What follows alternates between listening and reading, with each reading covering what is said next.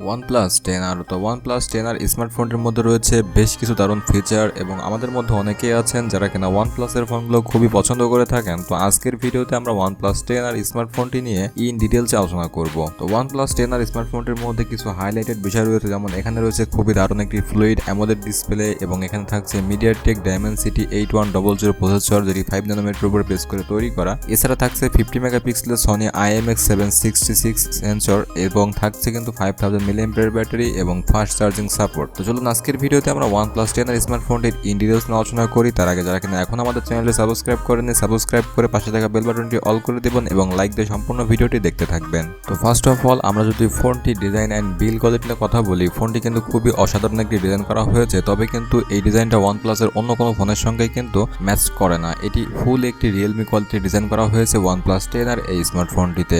এছাড়া ফোনটি কিন্তু বিল্ড করা হয়েছে সম্পূর্ণ প্লাস্টিক দিয়ে এবং এই ফোনটির প্রাইস রেঞ্জ অনুযায়ী কিন্তু ফোনটি সম্পূর্ণ প্লাস্টিক দিয়ে বিল্ড করা, এটি আমার কাছে একটু খারাপ লেগেছে। এছাড়া ফোনটির ডিসপ্লেতে থাকছে কর্নিং গরিলা গ্লাস 5 এর একটি প্রোটেকশন।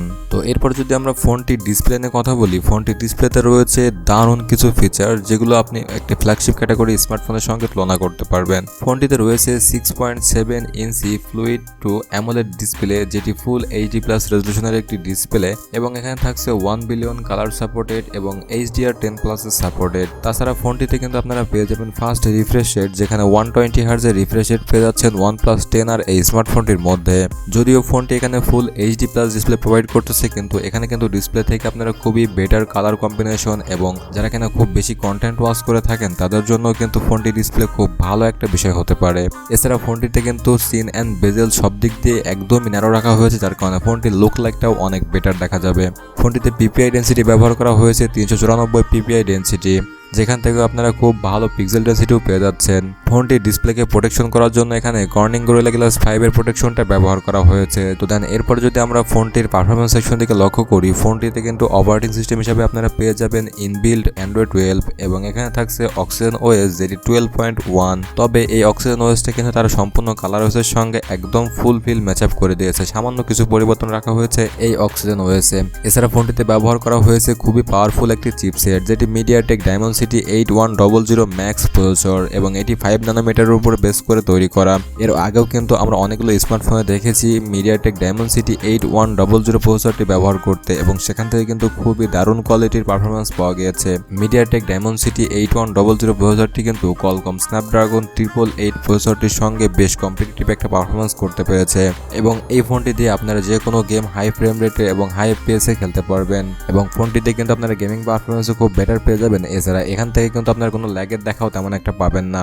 ফোনটিতে CPU হিসেবে ব্যবহার করা হয়েছে অক্টোকোরের একটি CPU, যেখান থেকে আপনারা সর্বোচ্চ ক্লক স্পিড পেয়ে যাবেন 2.85 GHz এর ক্লক স্পিড এবং এখানে গ্রাফিক্সের জন্য তারা ব্যবহার করা হয়েছে Mali G610 MC6, যেখান থেকে আপনারা এই ফোনটিতে খুব বেটার কিছু গ্রাফিক্স পেয়ে যাবেন। এছাড়া আমরা এই স্মার্টফোনটিতে বেশ কিছু হাই গ্রাফিক্সের গেমগুলো প্লে করে দেখেছি, যেখান থেকে ফোনটি কিন্তু খুব ভালো গ্রাফিক্স আমাদেরকে ফিডব্যাক দিতে পেরেছে।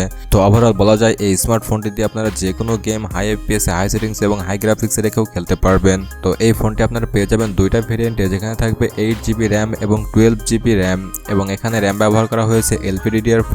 এছাড়া পেয়ে যাচ্ছেন 128GB স্টোরেজ এবং 256GB স্টোরেজ এবং এখানে স্টোরেজ টাইপটা ব্যবহার করা হয়েছে UFS 3.1। তাছাড়া এই ফোনটিতে কিন্তু আপনারা চাইলেও কোনো মেমোরি কার্ড ইউজ করতে পারবেন না, কারণ OnePlus ফোনে আমরা কখনোই কিন্তু কোনো SD কার্ড স্লট দেখতে পাইনি। এছাড়াও কিন্তু এই ফোনটির আমরা আরও একটি মেন আকর্ষণ দিকে লক্ষ্য করি, এই ফোনটির ক্যামেরা সেকশন। ফোনটিতে ব্যবহার করা হয়েছে ব্যাক ক্যামেরা হিসাবে ট্রিপল ক্যামেরা সেটআপ, যেখানে রয়েছে 50 মেগাপিক্সেলের SONY IMX766 সেন্সর, যেটি OIS সাপোর্টেড এবং এটিতে আপনারা খুব বেটার কোয়ালিটির ফটোশুট করতে পারবেন এবং থাকছে 8 মেগাপিক্সেলের একটি আলট্রা ওয়াইড সেন্সর এবং 2 মেগাপিক্সেলের একটি ম্যাক্রো সেন্সর। তবে এখানে 2 মেগাপিক্সেলের ম্যাক্রো সেন্সরটা খুব বেশি কাজের আমার কাছে মনে হয় না। তাছাড়া কিন্তু আপনারা 50 মেগাপিক্সেলের মেন ক্যামেরা সেন্সর দিয়ে বেশ ভালো ফটোশুট করতে পারবেন। এছাড়া কিন্তু OnePlus ফোনগুলোর ফটো সবসময় খুব বেটার কোয়ালিটির প্রসেসিং করে আমাদেরকে প্রোভাইড করে, আর OnePlus ফোনগুলো থেকে যে ফটোগুলো আমরা শ্যুট করে থাকি সেটি কিন্তু সবসময় একটু কালার বুস্ট আপ করে দেয়, যার কারণে অনেকের কাছে এই পিকগুলো দেখতে অনেকটাই সুন্দর মনে হয়। এছাড়া কিন্তু OnePlus 10R এই স্মার্টফোনটির ক্যামেরা সেকশনে মোটামুটি বেশ ভালো পারফরমেন্সই পাওয়া গিয়েছে।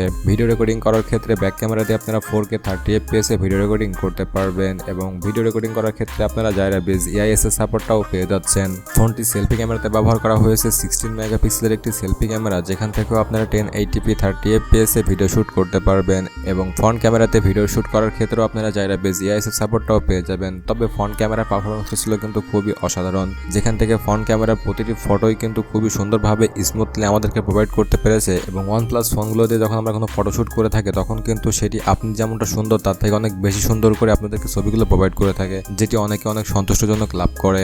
তো দেন এরপর যদি আমরা ফোনটি সাউন্ড সেকশন থেকে লক্ষ্য করি, ফোনটিতে কিন্তু ব্যবহার করা হয়েছে স্টুডিও স্পিকার। তবে এখানে আপনারা 3.5 মিলিমিটার হেডফোন জ্যাকটা পাবেন না। কানেক্টিভিটির কথা বলতে গেলে ফোনটিতে আপনারা শুধুমাত্র রেডিও সেন্সরটা বাদে বাকি সবগুলো সেন্সরই পেয়ে যাচ্ছেন এবং ফিচারের দিকে লক্ষ্য করলে ফোনটিতে ব্যবহার করা হয়েছে আন্ডার ডিসপ্লে ফিঙ্গারপ্রিন্ট সেন্সর, যেটি অনেকটা নিচে রাখা হয়েছে। এটি এই ফোনটির একটি খারাপ দিক বলে মনে হয়। এছাড়া রয়েছে অ্যাক্সিলোমোটো, জাইরা, অ্যাপ্রক্সিমেটলি, কম্পাস এবং কালার স্পেকট্রাম পেয়ে যাচ্ছেন এই ফোনটির ক্ষেত্রে।